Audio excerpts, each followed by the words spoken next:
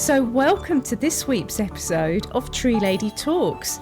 This week I'm with one of my heroes, Dr. Mark Johnston, MBE, and he's written my favourite type of book, his autobiography. Now, many of you will know Mark from his conference appearances and his written work, of which we'll talk about later, but wow, I mean, honestly, I really loved reading your book. What a life. And your memory is phenomenal. First question, Mark. Do you keep endless diaries? Not personal diaries, Sharon. And first of all, well, thank you so much for inviting me onto this, because it's great that we can just sit down and chat for however about the book, and much appreciated. But in terms of, yes, my recollection, I keep work diaries, obviously, and that keeps me right on dates. I've also kept a huge amount of documents and emails and all that kind of stuff, which, you know, provides the factual detail. But somebody else said that, well, a couple of people have said that about, you know, the personal memory that I've managed to, you know, keep. I don't know. I've never sort of compared it with anybody else, but a few people have mentioned it. So I must say I probably do have a great memory for the personal detail of, you know, what it was like, how it felt, those kind of memories. So that's helped to write this kind of book. Well, it's really useful because your life has really charted the birth and the growth and the evolution of urban forestry, which you're an integral part of. But let's start right at the beginning. Tell us about family life. My family background is probably rather different to most families. I was born in London, in Barnes, and I'm the third of four children to my parents, who are also originally Londoners. The family roots are Scottish on both sides. I'm very proud of my Scottish roots, Johnston being a Scottish border clan, and I have a grandfather from Wick, right in the north of Scotland, and another grandfather who was brought up in the Gorbals of Glasgow. So I actually was brought up with a Scottish identity. My brother and I, we used to support Scotland football, and very proud of that. And so yes, that was the sort of identity.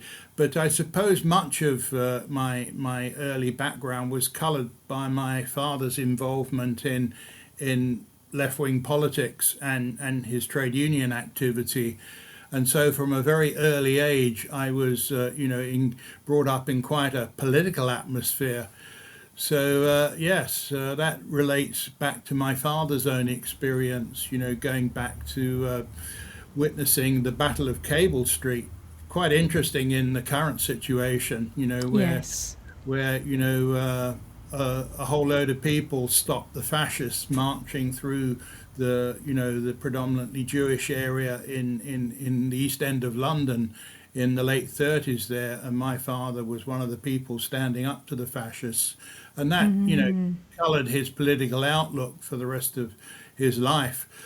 And when we moved out of London, we moved to Essex and then later to Colchester, which you're probably quite familiar with. I mean, I'm an old Colchester girl. Are you? So, did you go to school there like myself? I did. So I was going to ask you, I went to Stanway Comprehensive. Oh, yeah. I went wasn't to that what was then salubrious. called the Gilbert School. Oh, well, Gilbert School was quite posh compared to Stanway. And there was a little bit of rivalry back in my day, but a very nice area to grow up. But I imagine that you're lots of political discussions and a sense of injustice discussed at the dinner table at home, and do you think that shaped your mindset for being curious and trying to make things better? Oh yeah, absolutely, Sharon, no doubt about that at all. And that wasn't just my father. My mother was very much on the same page, although my mother was very much a not a totally committed Catholic, but definitely had a Christian perspective. Uh, and we'd always say that my father's sort of basic socialist outlook was not dissimilar to a basic Christian outlook in Yes. terms of caring for the poor and looking after the disadvantaged and combating injustice. So although they didn't share the same beliefs identically, they were pretty much on the same page. And they brought us up, to have nothing to do with, racism or discrimination of any sort.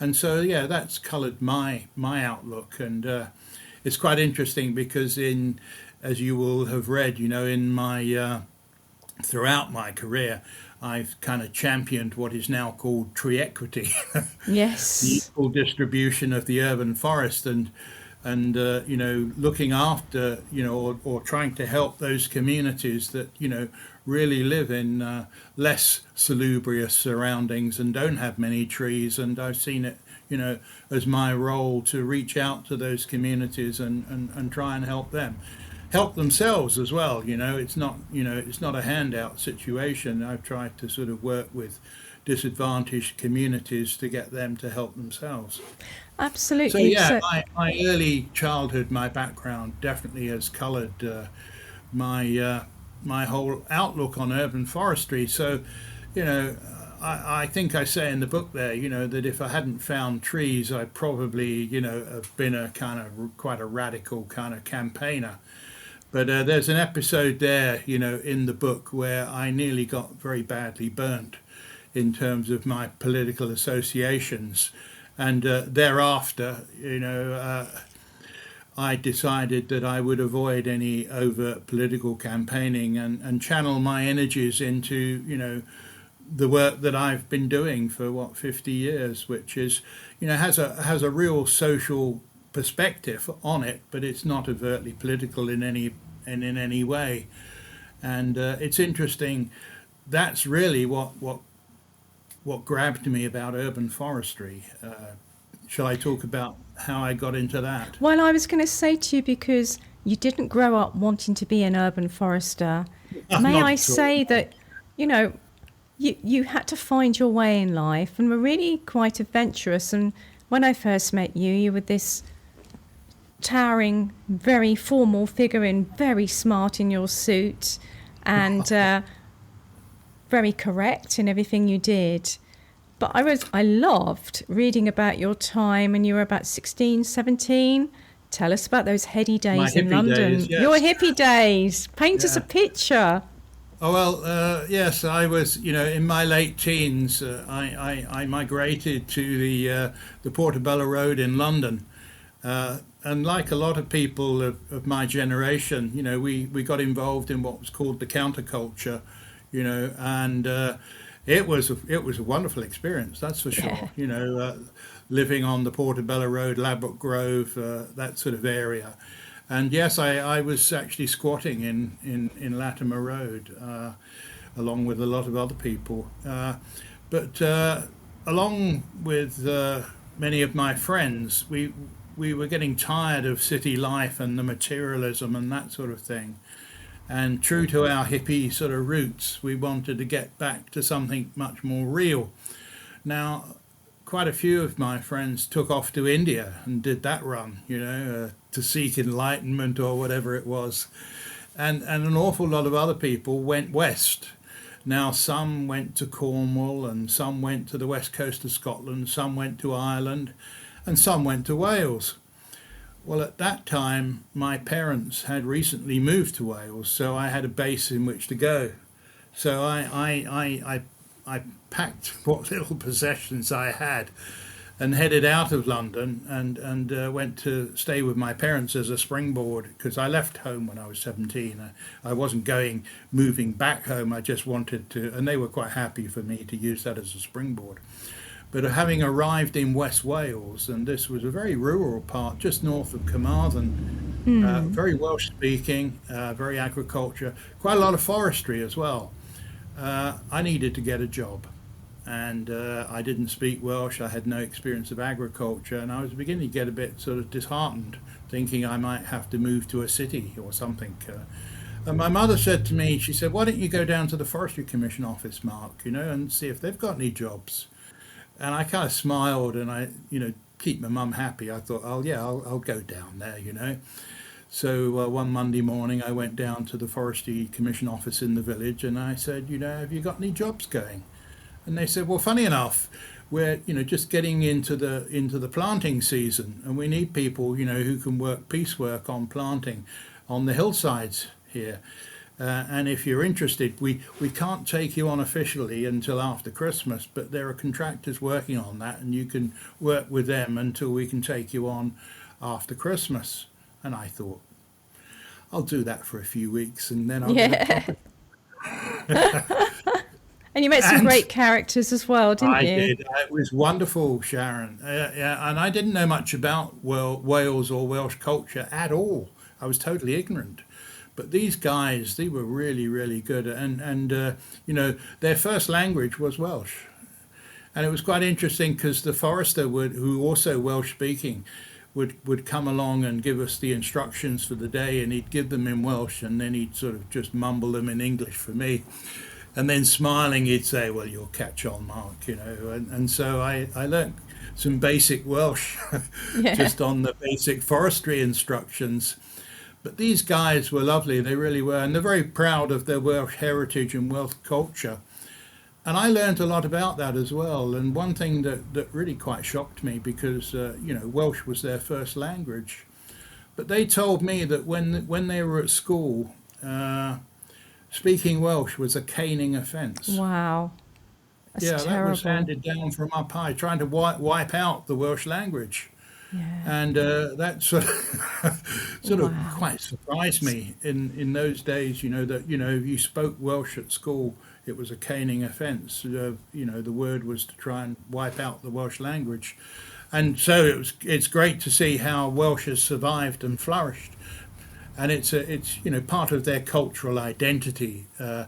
And so yes, that was great, and so I learnt the basic manual tasks of forestry, and I thoroughly enjoyed it. And I thought, yeah, I'm going to stick with this. But I wasn't earning a lot of money, and the real money was in the production side, the working as a lumberjack basically. And I decided that I would branch out and go sort of self-employed. I'd also, heard about this thing called tree surgery. Yeah. That really interested me because there was a couple of trainee foresters working with us. They were on secondment from Newton Rigg College on their sandwich year, and I remember having a conversation at lunchtime and they were talking about this thing called tree surgery, and it sounded fascinating. And what would particularly fascinated me was that they were, it seemed to be, taking place in public parks and people's gardens. And the one thing about forestry work was that basically we were picked up at some ungodly hour in the morning and driven out into the forest.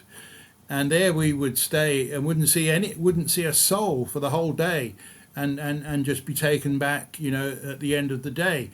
So it sounded quite interesting to me to be working, in the middle of a high street or in a public park. And also the exciting idea of climbing trees. I'd always enjoyed climbing trees when I was a kid. So this thing called tree surgery, and it was in the back of my mind that I would go self-employed. I would work doing felling contracts, which I got my own chainsaw and all that kind of stuff, and I started to dabble in tree surgery. And then everything was going very well until I had an accident. Yes, you described that in great detail, like a big lump of beefsteak on your calf. It was crazy. I broke all the rules Yeah. basically. Here I was working on my own on a 1 in 3 slope pretty well in the wet, and it was piecework. And I thought, well, here comes the rain. I'm going to do a few more trees and then I'll pack up. And instead of, snedding and cutting the side branches, I started cutting my own leg. And so, to cut a long story short, I ended up, being taken to the hospital and basically off work with my leg in plaster for quite a few weeks. Now, I can honestly say that's the only serious accident I've ever had in forestry or tree surgery. And the guys who worked on the production timber always used to say, you'll probably sooner or later have an accident. It'll either finish you off or you'll never have another one because you'll be very wise to it. And in my case, I was lucky. It was the way the chainsaw went into my leg.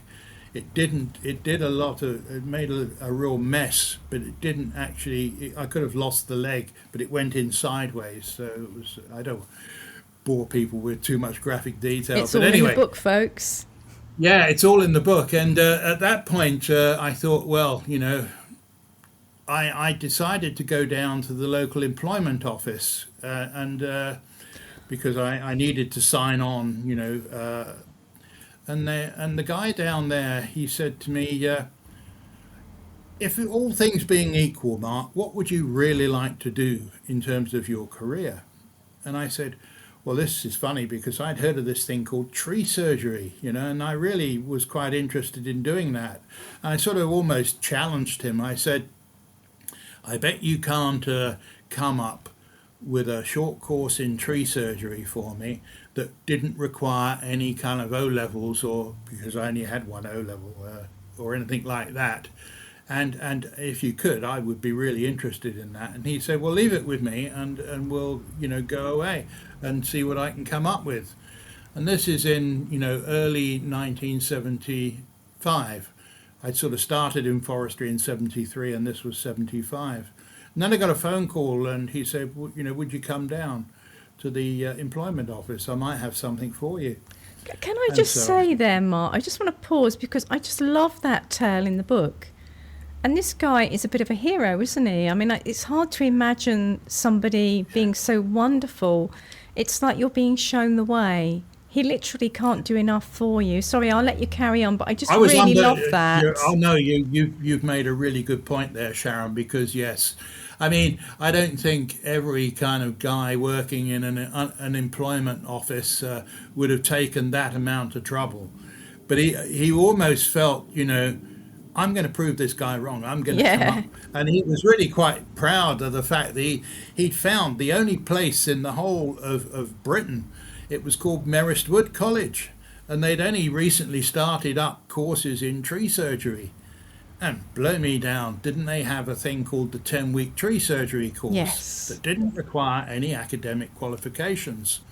What it did require was that you could say that you'd had a year's practical experience of doing tree surgery.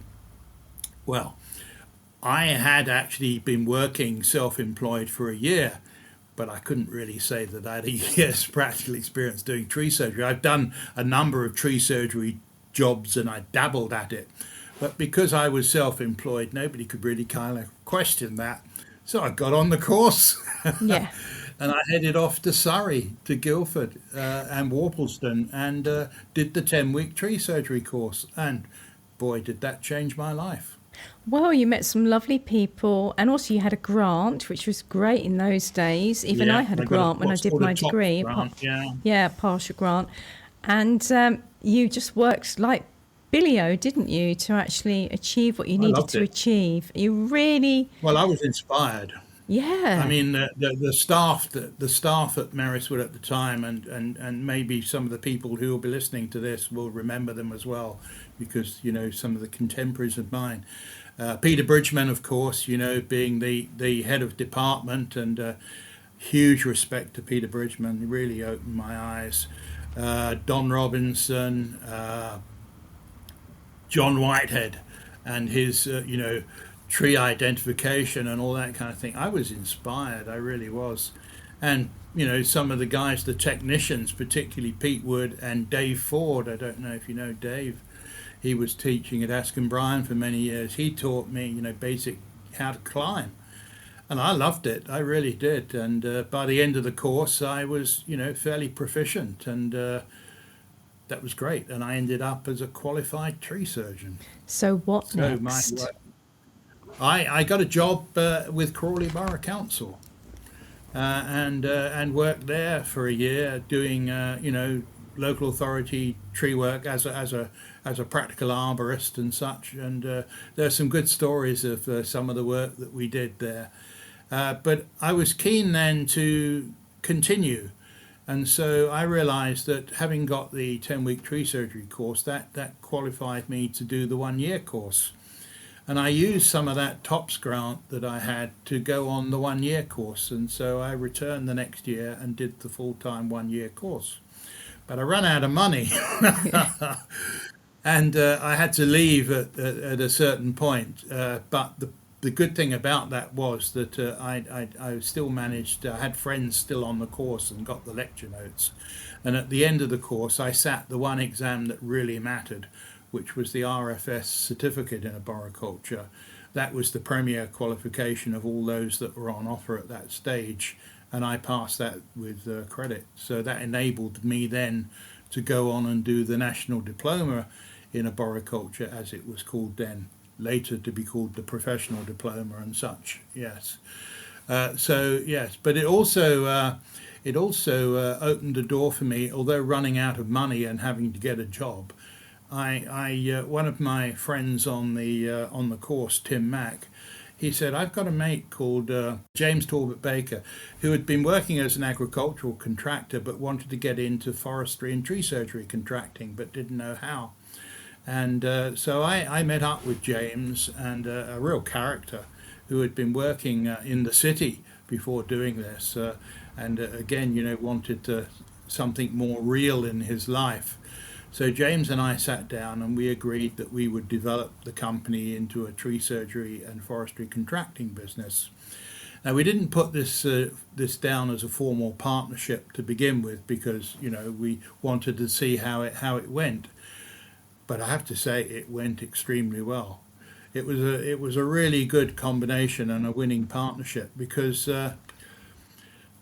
James came from a very well-established family background, and a lot of his friends and relatives had huge houses and large gardens that needed tree surgery work.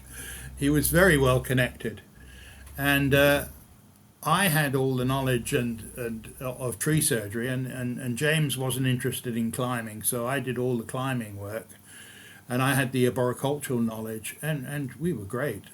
But we had some, as you probably have read in the book, some really illustrious clients. Yeah. We ended up working for what was it called, Heatherdown School, which was the sort of feeder school for Eton, and where Prince Ed was a pupil at that time, and ended up working for Royal Parks, and then the real wonderful job of actually taking down all the dead elms in the Queen's private garden at Windsor Castle, Frogmore Gardens. That was one Wow. heck of a job, and the trees were enormous, and the potential to do damage because one of the trees was actually overhanging Queen Victoria's mausoleum. Oh my Uh, goodness. but everything went really well, and we were, a job of a lifetime, I would say. So I thought, this is really, if I was to stay in tree surgery contracting for the rest of my life, this would still be as good as it gets to get that kind of prestige job. But by that time, I was actually thinking that I didn't want to stay in tree surgery contracting for the rest of my life. Because of my background and the social kind of side that particularly interested me, and I'd heard about this thing called urban forestry, I was actually more interested in becoming a local authority tree officer. So I sort of sat down with James and said, that's really where I wanted to go. So I found him a replacement climber and got a job as a tree officer for London Borough of Harrow, first off. Yes. Yeah, Yeah. London Borough Harrow. And that was a wonderful experience, Suddenly here I am, tree officer for Harrow. Yes, I know. And I've been working in Harrow recently, actually. And Have you? Oh, yes, yeah. and so what's your first sort of impressions of being a tree officer? Because It's quite a shock, isn't it, when you find yourself in that role?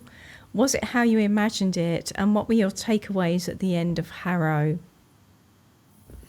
To be honest, it was very, very interesting. I went up a very quick learning curve, particularly in terms of the technicalities of being a tree officer.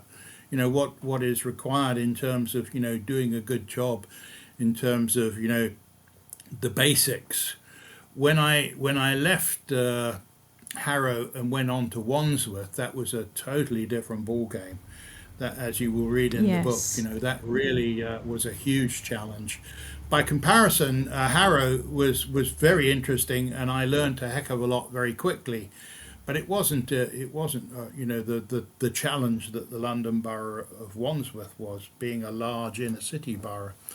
So having sort of cut my teeth as a tree officer beginning in Harrow in late 1977, I then became the senior tree officer at the London Borough of Wandsworth in '79, and that at that time was one of the largest tree sections in the country. Really, I was sort of I had several actual officers and 15 20 manual staff. It was a very big section. Yeah. But there were huge challenges at Wandsworth, and it was just strange that I should turn up at that particular time because it had been a free spending Labour council for many years. And I have to say that the whole thing was run and it was very inefficient. The guys had a bonus scheme that was, let's just say, very generous. Which wasn't their fault because that was just bad management that allowed them a bonus scheme that meant that they could work reasonably hard for half a day and still earn maximum bonus. So suddenly the political complexion of the council changed and it became a Conservative council, but led by very Thatcherite Tory politicians who wanted to sort of implement Thatcherite policies ahead of Margaret Thatcher at a national level. So things went from one end of the political spectrum right to the opposite end, and it was quite clear that the long-term plan was privatisation. And it is fascinating because privatisation affected many local authority sections right across the country, and tree sections in particular. But I can honestly say that we were sort of at a real watershed of history, really, because my tree section was the first section in Wandsworth Council to be privatised, and Wandsworth itself was, the cradle of privatisation. And it was my tree section, the manual section, that basically, told you can mow the grass or join the dole queue. And that really sort of shook me because, to my mind, at that point, they were quite prepared to accept a drastic revision of the bonus scheme that would be something realistic.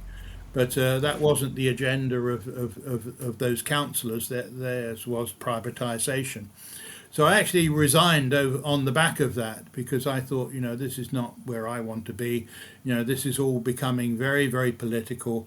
It's not, doesn't fit in with my view of local authority services. I'm a firm believer in local authority services being in-house mainly, and contractors and consultants very much playing a role in that, but as a supporting role to not making profit out of public services. And I strongly believe that in terms of the National Health Service and in terms of most local authority services, there's obviously a role for the private sector, a major role, but in support of not making money out of public services. But that's where I come from.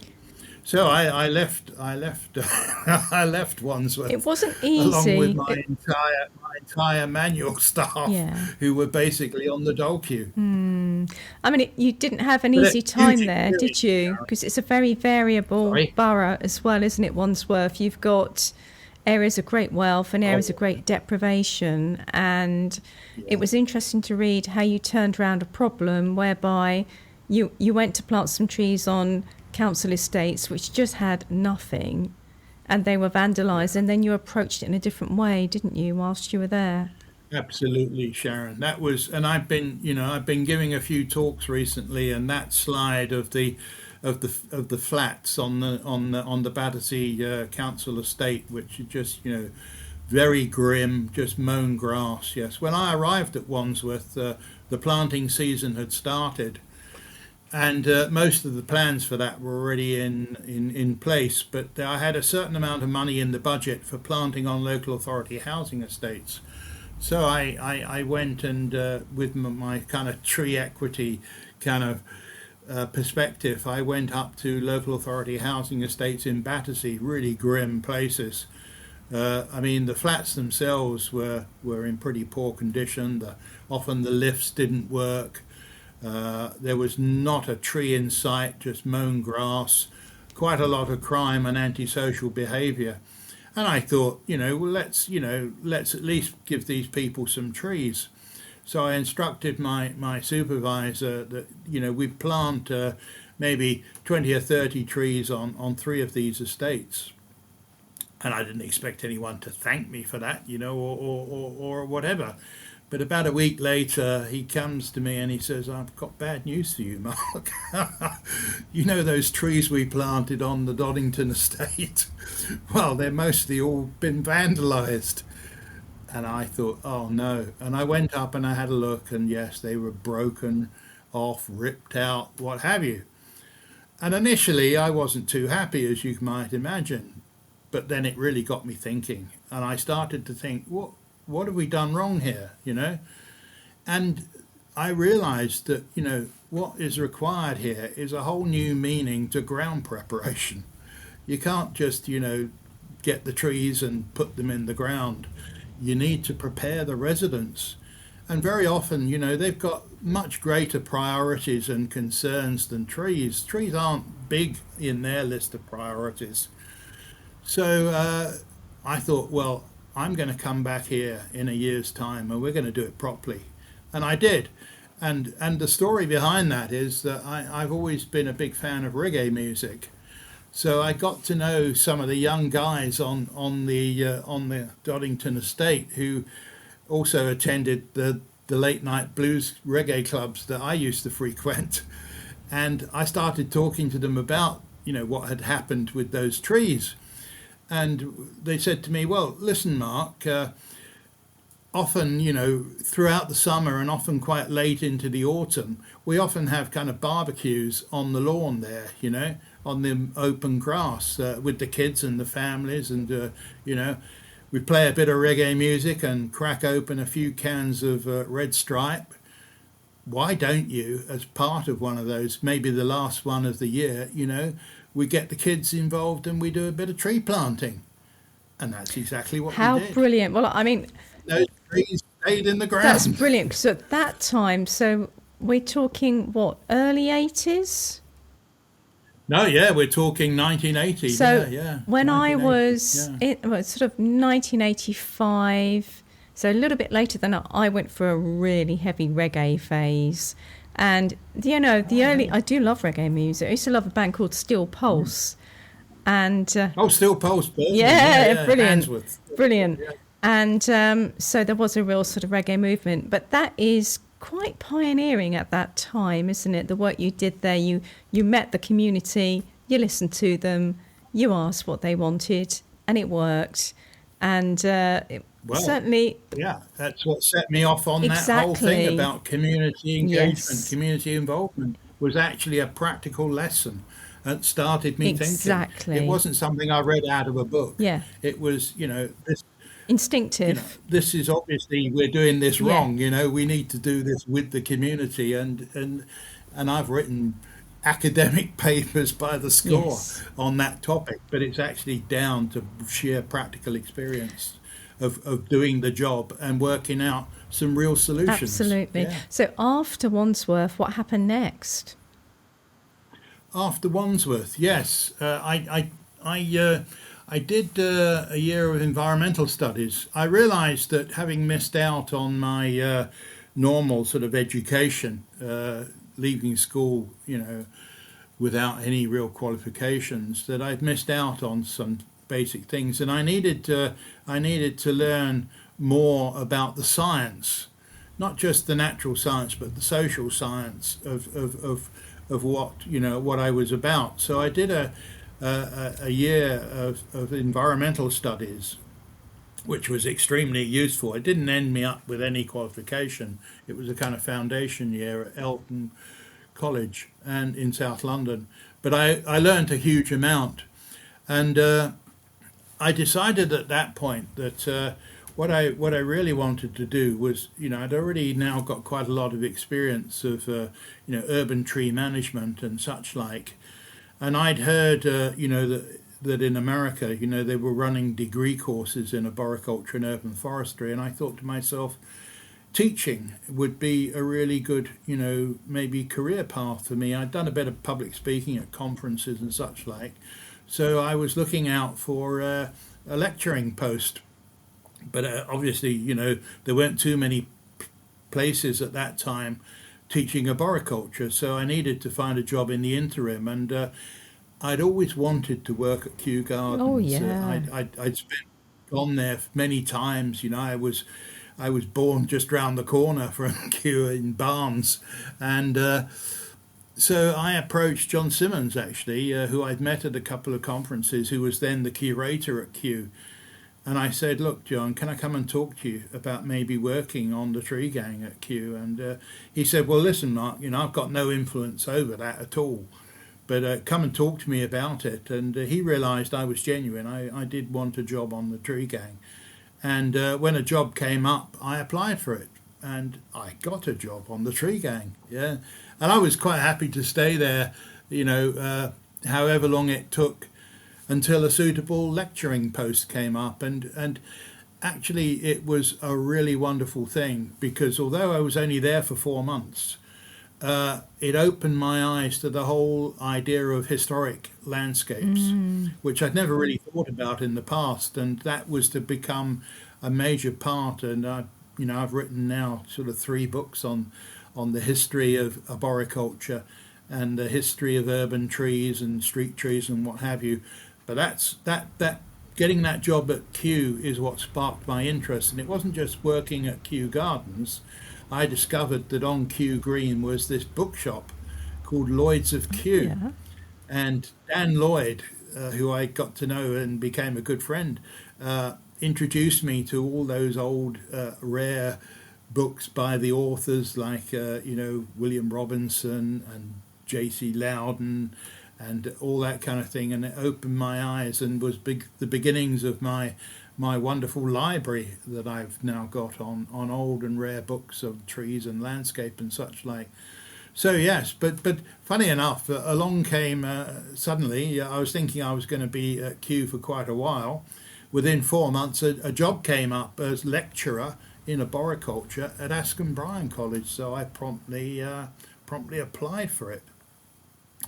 And I think as you know in the book, I turned up for the interview, and blow me down, who should have applied and Oh, sitting yeah, there Dave waiting Ford. to be interviewed as well was Dave Ford, my old friend from Merest Wood, and we both looked at each other and thought, oh no, one of us is going to be disappointed here.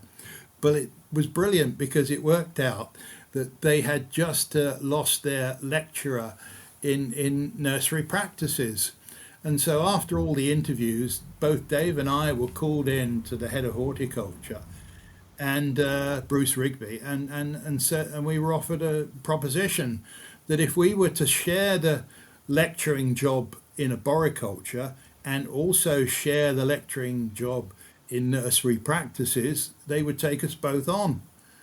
And well, we didn't Yeah. refuse, and both, I knew Dave had, well, probably less interest in nursery practices than I did, Yeah. but I was happy enough. I'd done nursery practices on my course at Merest Wood, so I had some lecture notes on it, and that's how I started in lecturing. Both Dave and I started at Askham Bryan as lecturers in arboriculture. Excellent. And you were there a while, and I was there a year until I was then headhunted to for the job at Rittle, basically. where my daughter read landscape architecture, and Oh, wow, it was great. just It's a wonderful wonderful, college. Yeah.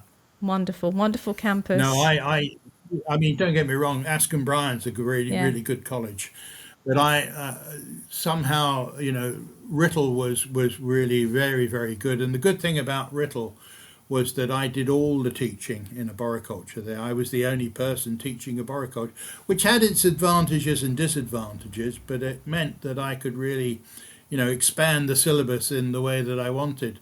So I was there at Rittle, and I was teaching at kind of degree level, HND, and so I was, it was really good as well, an advanced diploma course in horticulture that they had. And so, I was really enjoying the teaching at the higher level. And I would have stayed at Rittle probably indefinitely, but along came the head of arboriculture job at Merest Wood came up. Yeah, you had to go for And that. I mean, I had to go for it. Yeah, Peter Bridgman, my hero, who had started arboricultural education in Britain, was the first head of arboriculture there, and he had been replaced by Keith Lever and then another guy, Ray Herbert. But the job came up, and it was, at that time definitely the national centre for arboricultural education, and so I had to go for it. But it didn't turn out quite as I expected, because it wasn't an entirely happy place, or when Peter Bridgman was head of arboriculture, they had a guy called I forget, Mr. Harris, who was the principal and hugely respected and hugely admired. But the guy who was the principal when I arrived was not liked, and it was not a happy place, and there was a lot of people leaving. There was obviously big changes coming on the arboricultural staff, people striking out on their own, and my dream was to develop the first courses in arboriculture at higher education level, and it was my ambition to develop an HND in arboriculture. But I couldn't get much enthusiasm for that. And could you just remind the listeners of when that was in time? Was it the late 80s? Yeah, that was 1986, 87. Yeah, okay, yeah. Yes. But there wasn't much interest among the leading figures in the arboricultural industry for higher education courses in arboriculture, and I think there's a lovely quote in my book there from Bill Matthews. I don't really ever got to know Bill, but I always got on very, very well with Bill, but I couldn't get his support for higher education in arboriculture. His classic remark to me was, "We don't need managers, Mark, we need monkeys." Yes, it made me mad. They had never done a course in arboriculture themselves. They had got to the top of the profession. They were self-taught. They just didn't see any real point in having higher education courses in arboriculture. So that's one thing that shines through the book and your career, and many of us actually, is just not taking no for an answer, and just persevering and finding a different way. Listen to a cheap lady talk. We're halfway through this fascinating chat with Dr. Mark Johnston. But in the meantime, excuse me, I just better pick this up. It's my caller ID says it's Sarah Dodds. She's probably got something very exciting to tell me. Sarah? Hi everybody, join me on the 17th of September at Lincoln's Inn in London for the 2024 Tree Law Conference. It's bigger and better this year with a morning of presentations, including the likes of me doing a keynote speech on tree law. We've we've got an update on the Supreme Court's decision on Japanese knotweed. We've got information about tree evidence and claims and much, much more. And then going into the afternoon, we've got the UK's first ever mock mediation. So it really shows you a behind the scenes of what goes on in one of those confidential mediation meetings. There's about 30 tickets left, so don't delay if you haven't got yours already. Hop over to Eventbrite and tickets are there for sale. Look forward to seeing you then. Bye! No, was that Sarah Dodd on the phone? Yeah, it was. That was her ID that she's just promoting her event, I think. Brilliant, I'm going. I'm going as... am I going? I don't know whether I'm going. You've got to look after the dogs. No, I'm going to look after the dogs. Anyway, I think she sounded like she was on the way to Lincoln's Inn in a taxi. Never mind. We'll get back to the interview. Thanks, Sarah, and all the very best with it. You know, it strikes me that you've tried things and you've hit a lot of barriers as you've gone along. Wandsworth is an example. Political change led to a different sort of working environment, so you left there. And you've always had the vision and the urge to sort of pioneer the next thing, what's the next thing? And really, it's that seeking of the higher level of education. And of course, sometimes people just say, well, we've not done that before. Oh, no, we don't like that change. But you carry on and you come up with a new idea after Merris Wood, the Forest of London. Yeah, that's a wonderful story, really, because I heard about these people in Los Angeles, tree people, who were developing a project to plant 1 million trees in Los Angeles in time for the opening of the 1984 Los Angeles Olympic Games. And Tree People had been founded by Andy Lipkiss several years before. And he'd linked up with a lady who became his wife, Katie. She was Australian. She had actually trained in advertising and marketing in London before going back to Australia and meeting Andy on one of his lecture tours. And they fell in love and got married, and they became a formidable team with Andy's kind of vision and Katie's understanding of advertising and marketing. What a powerful combination. And so Tree People, were hugely successful, attracting attention nationally but also internationally. And I picked up on this and started communicating with them. And after they'd successfully completed the Los Angeles project, they came over to London and linked up with a guy called Don Bowen, who had been Katie's kind of supervisor in the London agency and her kind of mentor. And Don set up a kind of meeting at the marketing agency where they were going to, just address a small crowd of people. There's only about 30 of us, I think there were in the audience there, just talking about the Los Angeles campaign. And at the end, there was myself, Don, and Andy Lipkiss. We were having a great chuckle over a glass of wine, I think it was at the end, and I was already working, developing community-based projects with an organisation called Green Deserts based in Suffolk. And I was very interested in developing, more urban-based community projects. And it was Andy, he said, you ever thought, Mark, you could do a London project in the same way that we'd done the Los Angeles project? And I said, well, that's a wonderful idea, but I'm really not in a position to, I would need a lot of advertising and marketing expertise like you needed in Los Angeles. And he said, well, you're standing next to a man who could do that for you. And he said, what about it, Don? And we all kind of laughed, and but at the end of the evening, I said to Don, well, maybe we should meet up and just talk about it. And Don said, yeah, let's do that. And Don was living in Harrow at the time. And so a few weeks later, I went round to Don's house and we had dinner together. And afterwards, we talked about it.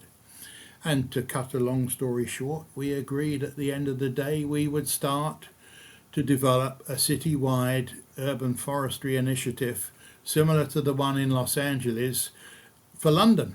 And and it took quite a while to develop, but we did it. You did it, and you had a fantastic PR stunt. Well, yes. First off, you know, the brainstorming about the name, we came up with this name, the Forest of London project, and that I think was a bit of sort of marketing genius, because that name then got replicated by many other projects. But yes, we linked up with an organisation called UK 2000, which was headed by Richard Branson, and as part of that, we were offered the services of Richard for a couple of hours in a morning during Environment Week, in order to do some kind of publicity thing with him. And it was quite amusing, because Don and I thought, well, we really don't want to be doing this sort of, let's do this ceremonial tree planting. Let's do something with Richard that will really grab the headlines. Bearing in mind Richard's reputation for daredevil activities and balloons and speedboats and what have you, I had the idea that we would get him to climb to the top of the tallest tree in central London, and to promote the Forest of London project. So actually, I had Richard's private phone number, so I phoned him up and I said, "What about it, Richard?" And he said, "No problem, Mark, I'm really up for that, because I loved climbing trees when I was a kid, you know." And I said, "Well, hang on. I literally need to show you the ropes, because this isn't free climbing, this is proper, more like mountaineering."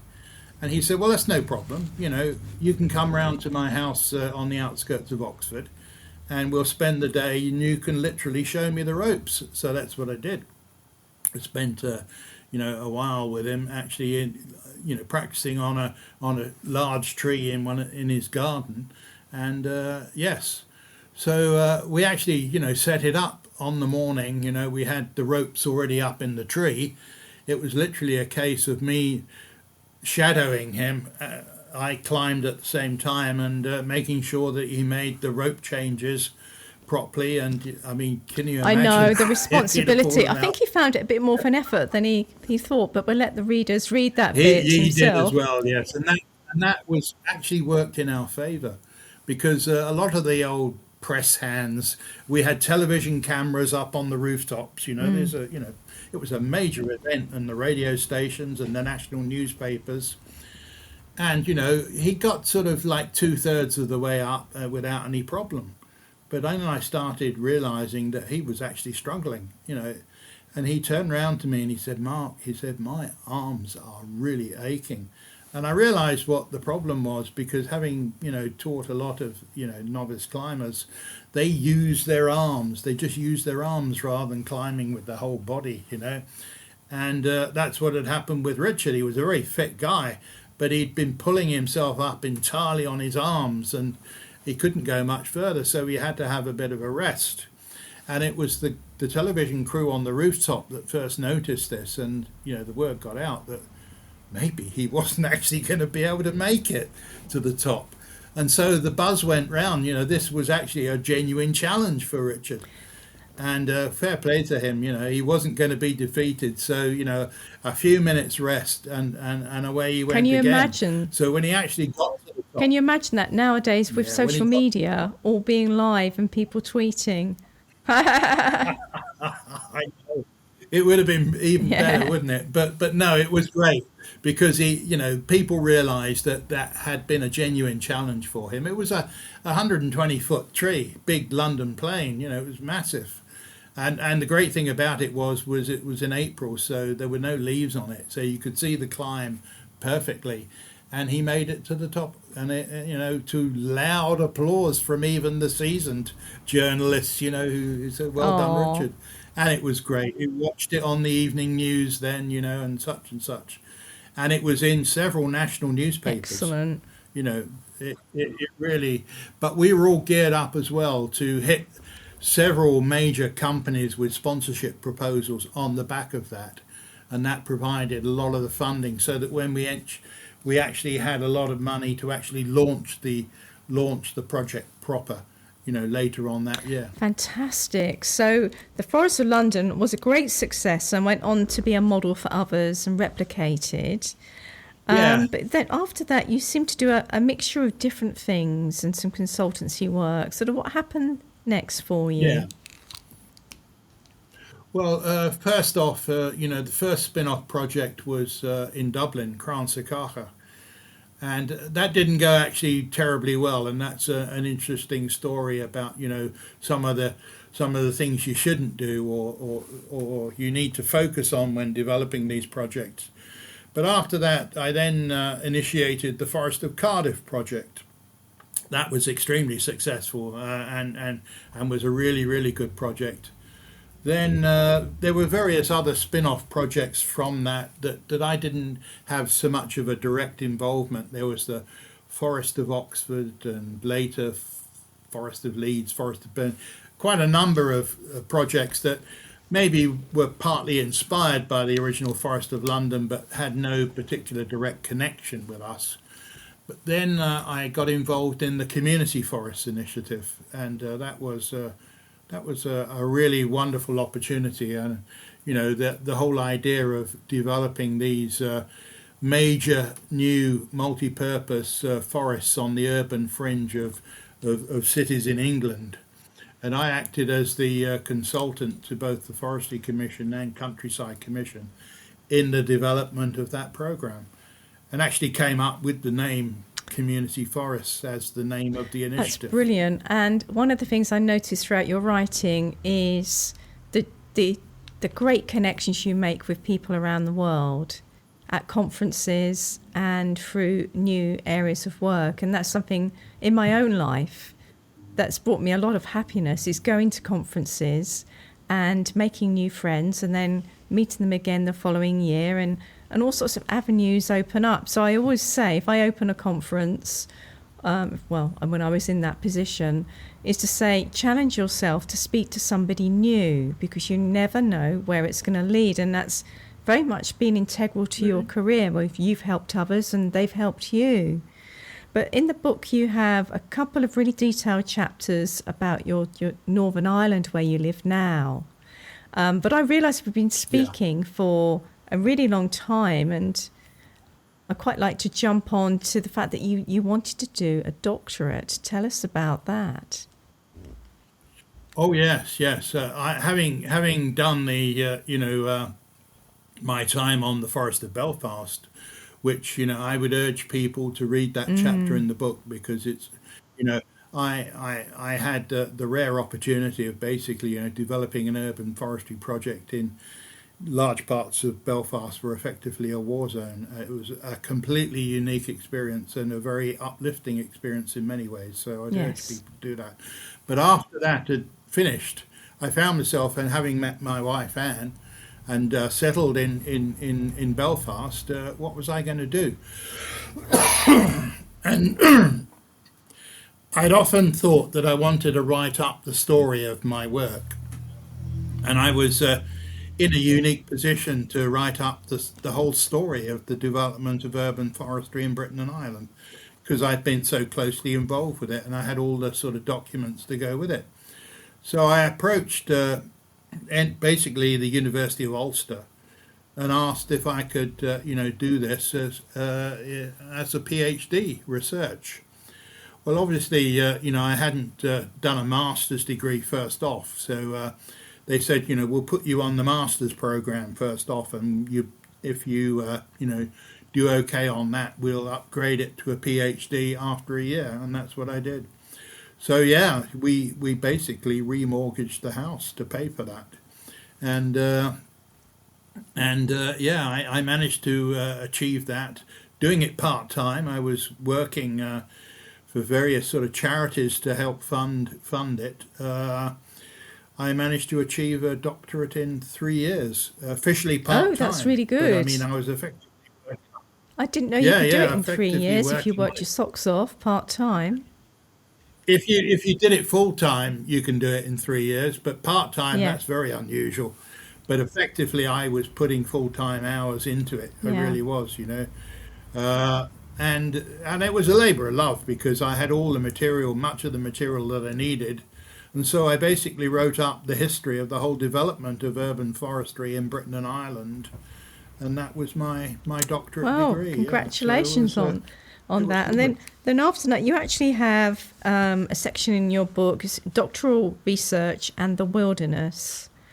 And I kind of understand that. Yes, That's that not the was. wilderness that we all love, standing in the natural countryside, but really we have times in our life where you've sort of worked hard for something and then you're looking around and you're thinking, well, surely something good should be coming to me. And it demonstrates again, I'm not going to go through it now because I'd like people to read it, but it demonstrates again your grit and determination.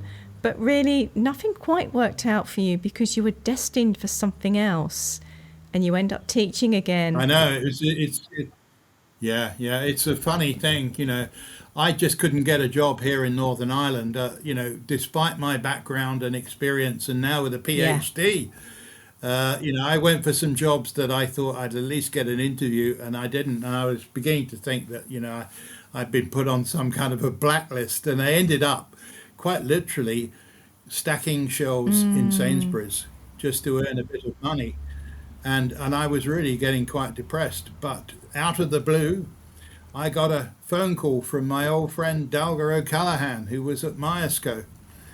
And Dalga phoned me up one day, and I said, how's it? Great to hear from you, Dalga.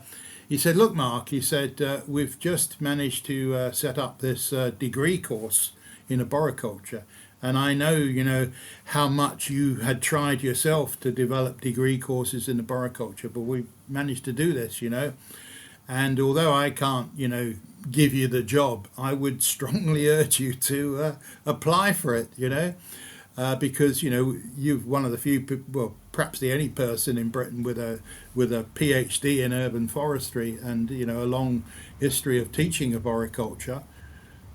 And I said to Dalga, I remember this conversation very clearly. I said, listen, Anne and I are very happy in Belfast, and we have no plans to move to Lancashire. And his answer was, have you never heard of Yeah. EasyJet? And I said, are you serious? You think I could actually commute across? He said, it's entirely possible. You can fly into Liverpool. I live in Liverpool, so I drive from Liverpool to Myesco every day.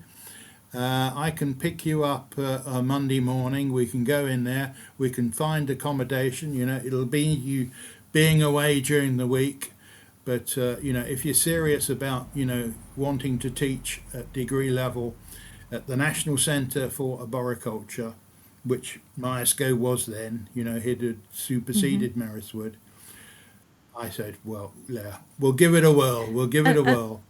And I was at Yeah, Myesco you for were. 15 That's years. absolutely brilliant. And isn't it funny how life is? So I'm going to interrupt before we go on to your other work since then and your writing.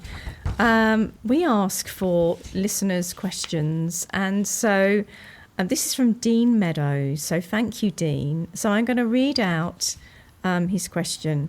Sharon, what is Mark's view on biodiversity net gain implicitly choosing not to support planting a broader palette of exotic species in our towns and cities in favour of nativism tree planting? Are trees being observed as just habitats and the enormous list of provisions ignored? Will this statutory policy regress the urban forest and inhibit resilience in a changing climate? I think that's an absolute great question. It's a Cracking great question, and yes, I would not pretend to be up on the detail of biodiversity net gain, but what I've heard about this, it just seems we're just going back over old battles again. The automatic preference for so-called native species. I always think it's a joke when you're talking about the urban environment. Talking about native species. No, I mean it's crazy. It's absolutely crazy, and particularly in the modern era, where we're facing the challenge of climate change, where we need a broader palette of species to meet this. The whole idea that native species are automatically better for biodiversity and for nature conservation is a nonsense. It's a nonsense, and it was quite interesting, in the aftermath of the hurricane, the stories that I tell about that, how London wildlife officers were phoning up local authority tree officers and demanding that they plant only native species to replace street trees lost in the hurricane. Nonsense, and I got my good friend at the time, Alan Mitchell, to deliver a talk on species to replant in the aftermath of the hurricane, and he got great pleasure talking about the nature conservation value of non-native species. Not all, but this idea that so-called native species should be an automatic preference in the urban environment is completely wacky. And while we're on that subject, I really just want to finish that by saying, Mirrawaki tiny forests, please do not believe the hype. The idea that planting, at an incredible density, a small area the size of a tennis court, that's a dense, impenetrable mass of vegetation is the way forward, as a general prescription for planting in urban areas, is terrible. It's a nonsense. We need to really catch ourselves on, and I wish our professional organisations would pick up the challenge on this, because they seem to be deadly silent. Have they not been planting trees themselves for many years and knowing how to do it properly? I've nothing against planting small areas of semi-natural woodland in cities. That's not what it's about. I've done that myself throughout my entire career. But the Mirrawaki method of doing this, the incredible density, the impenetrable thicket, it's and only using so-called native species. It's a nonsense. Thank please you. Catch yourselves on. Thank you for that excellent answer to that question. It's your interview, not mine, so I won't add to that. But I mean, you can imagine how I feel. Yeah, we need to get the message out to our own professional bodies. That here's a challenge, because a lot of people are being led up the garden path on this by being hooked on, oh, this is great for climate change, this is great for biodiversity, but this is not the prescription, the general prescription for planting in urban areas. That I was reading a list the other day of what somebody had produced about the benefits of planting Mirrawaki tiny forests, and every single one was just a general benefit for urban trees. Yes, absolutely. Yeah. Wow. Yes, I think we could do a podcast on that, for and against. And yes. Well, I would yes, definitely invite people like Peter Thurman, John and John Hook, who have been, he wrote an excellent article. They've been doing a lot of good work on this, and definitely get them on talking about that, because we really do need to make a much bigger noise John, on this. if you're listening, I already said I loved your article in the Arboricultural Association newsletter. Get in touch. And so, listeners, we want more interaction, so you can either contact me on LinkedIn, Sharon Durden Hollenby, if you don't know me, or treeladytalks@gmail.com. So we would like your questions. Thank you. But moving on, so you were at Myers Co for 15 years, and during that time you had an exciting opportunity for Trees in Towns too. Oh yeah. No, I was in terms of, I suppose, my academic work on urban tree management, and that was probably the kind of pinnacle of it, because I was able to build in to the Trees in Towns report so many of my ideas. But not only that, we also were able to work with a great team of people. The funny thing about Trees in Towns too, and you will remember, that the Arboricultural Association kind of were definitely silent in terms of promoting it, but it wasn't just me. There was something like 25 leading people involved in arboriculture, many of whom were members of the Arboricultural Association, who contributed to that groundbreaking report. Although I'm the person who's mostly associated with it, it was a huge team of some very, very good people that contributed to that. And it was groundbreaking. It was literally groundbreaking. They're only just beginning to realize how groundbreaking it was. It's interesting because we were the first people to actually use the indices of multiple Yes. deprivation to draw a parallel with Yeah. tree cover that has like 10 years later been picked up by American forests and developed into the tree equity score. But back in Trees in Towns too, we actually Yep, pioneered yep, that's that, right. So and many other things as well. So yeah, no, I mean, my major disappointment was that it was never produced, issued as a hard copy a report. It was only issued as an executive summary and on disc. But you can get hard Oh, copies. can you? Go to the same place where you can download, my book, and a couple of the proceedings from Trees People in the Built Environment. Lulu.com. Oh, okay. Trees in Towns 2 is available as a hard copy from Lulu.com, and it's 600 Yeah. and something pages, and it's about about Really? £17. It's not in colour, but you don't need it in colour. You can get a hard copy of Trees in Towns 2, which I can tell you is a lot Oh, yeah, easier yeah. to read. So, I'll send you the Okay. link. I'll send you the link, Sharon. Yeah, but nobody's ever questioned how I managed to do that. But but yes, you can get a hard copy of Trees in Towns 2 for something like 17, 18 pounds plus Excellent. postage, and it's so much easier to read. But there you go. It was a it groundbreaking really was. I report. remember it coming out. But talking about the other thing that was groundbreaking, where you worked collaboratively with, God, I can't speak today. I've started I've been awake since 5:30. I'm going to say that question again. The other thing you worked with great groups of people on was a new style of conference, Trees, People and the Built Environment. And I remember going to the first one and I was blown away because it was quite simply the best conference I'd ever been to. I was fairly new coming back from taking a long career break and starting to go to conferences. And it was at that time, it was in stark contrast to anything else available. And I really felt that it was smarter in every sense of the word. And it's gone on to be a popular brand, which has changed over the years and changed personnel. But you did start that. What was your original vision?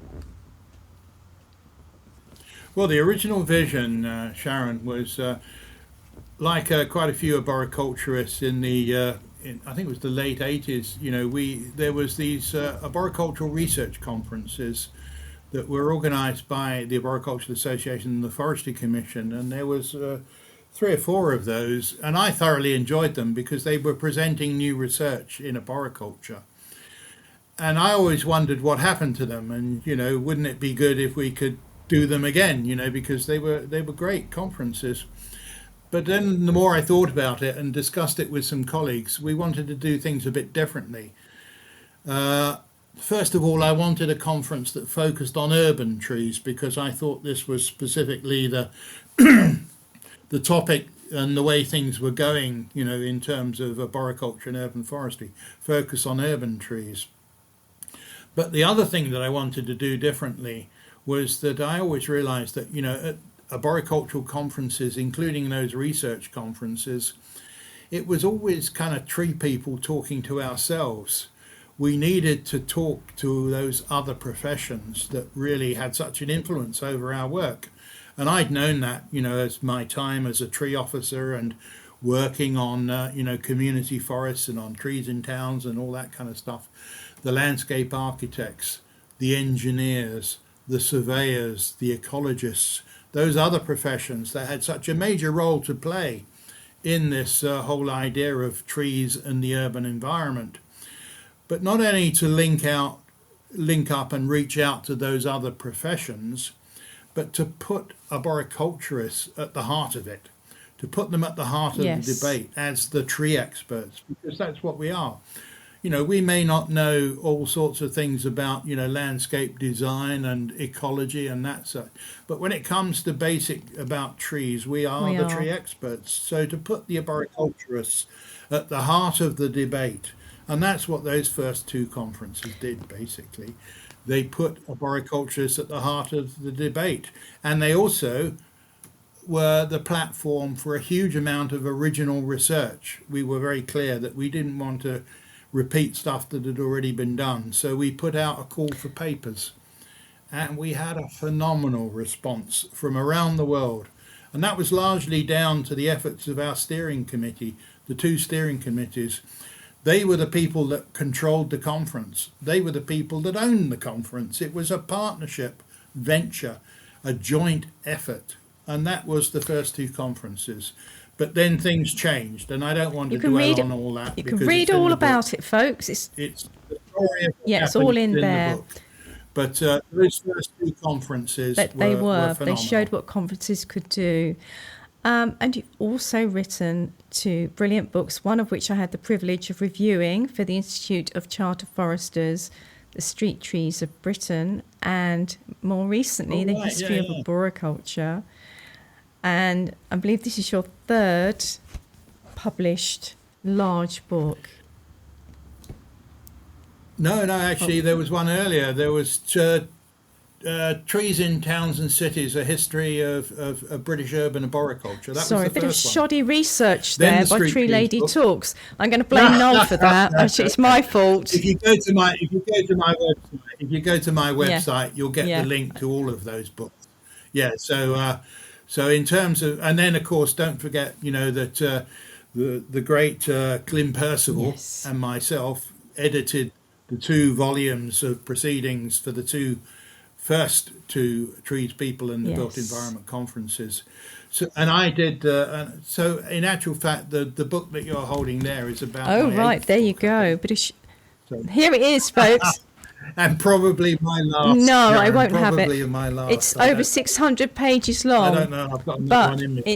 It is. Do not be daunted. Yeah. It's really, really readable and enjoyable. And I think people really want to know about that personal side as well, because sometimes we struggle in life, don't we? And you've really described in there from being an adventurous hippie type in your Afghan coat in the Portobello Road to finding yourself on a rain-swept Welsh hillside, learning to speak Welsh, and then being a newbie at college at Merris Wood on a new course really as well, and then finding yourself working in 2 London boroughs and listening to reggae, and connecting with people through music and finding a new way through urban forestry, and then following your sort of heart's desire to teach.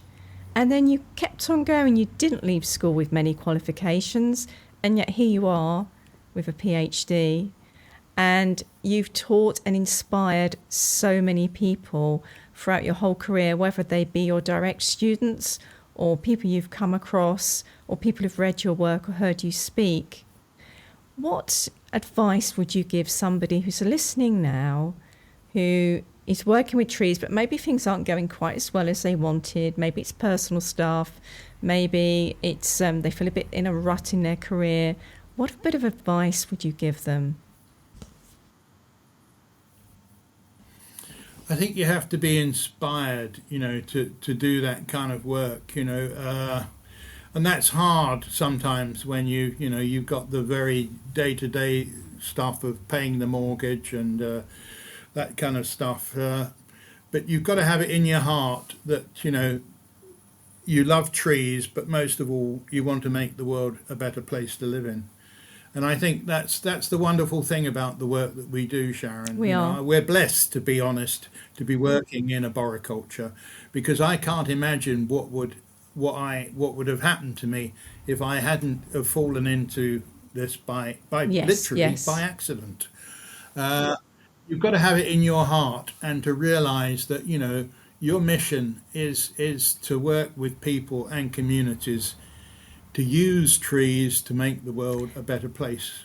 And that's really what we're about. And if that isn't in your heart, then maybe this isn't the job for you. If you're interested in making loads and loads of money and maybe, becoming really, really famous, this isn't the business for you. But as you will testify, this really is, it's a privilege to be working in arboriculture.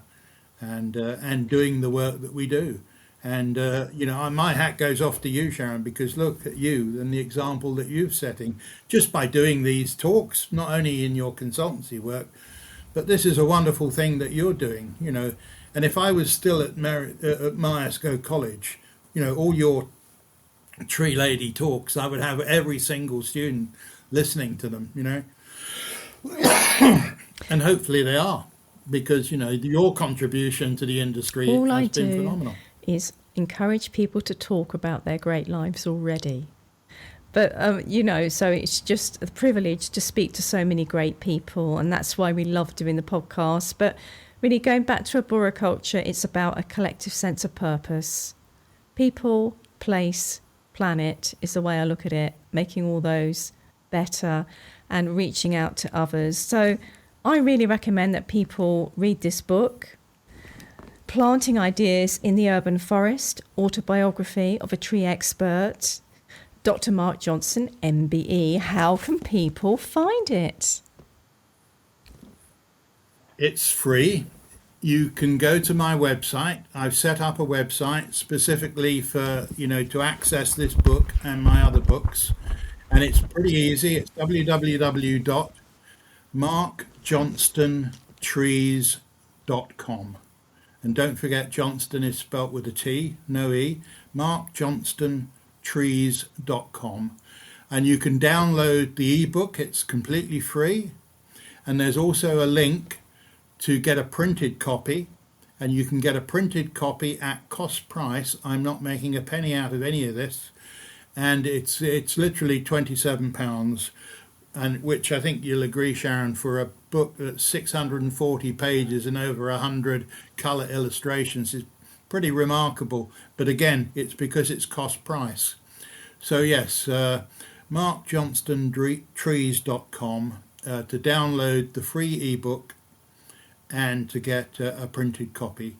And it's there's also a link there, by the way, because it's free. I said to people, perhaps you'd like to make a donation to Fund for Trees. Excellent charity. So there's a link there also to make it. Yeah, that's the charity that Russell Ball set up, and Russell and a lot of the team that he's managed to gather. They're doing a lot of great work with their cycling and what have you, funding really vital tree research. So if you're very happy to get the book for free, maybe you'll consider also making a donation. A small donation to Fund for Trees. So the link Mark, is there for that.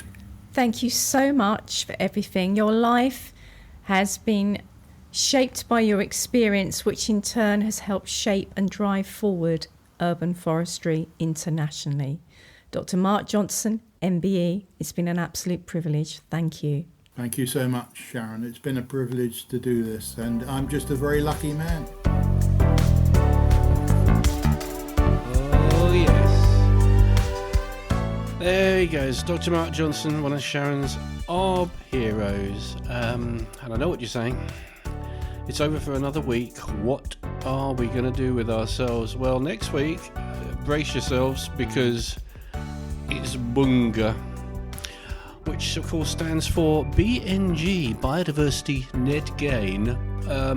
Now, who knows what it means? Who knows what to do about it? We're interviewing the man who does. If you've ever wondered what it's all about, Simon Thomas, the man from Tim Moyer Associates, or as I like to call him, the man from TMA. And frankly, what he doesn't know about biodiversity net gain isn't worth knowing. Don't forget, if you've got a question you want to ask Sharon, treeladytalks@gmail.com, and you can find us on the YouTube channel at Tree Lady Talks. So until next week, when it's our man at TMA, I feel some spy music coming on. I better get to write some.